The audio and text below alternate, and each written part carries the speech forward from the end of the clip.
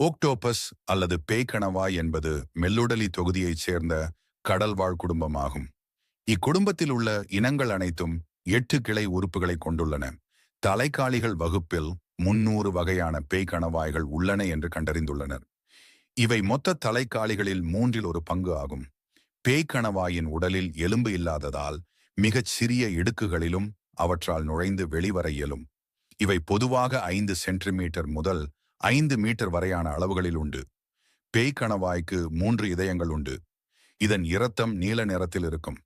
இதன் இரத்தத்தில் செப்பு உள்ள ஈமோசயனின் என்னும் புரதப் பொருள் உள்ளதால் ஆக்சிஜன் ஏற்றவுடன் அது நீல நிறமாக மாறுகின்றது.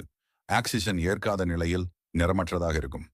பேய்க்கணவாயின் இந்த 3 இதயங்களில் 2 இதயங்கள் கணவாயின் செதில் அல்லது பூ எனப்படும் மூச்சுவிடும் பகுதிக்கு நீல இரத்தத்தை மேலதிக தகவல்களுக்கு எம்மோடு இணையுங்கள்.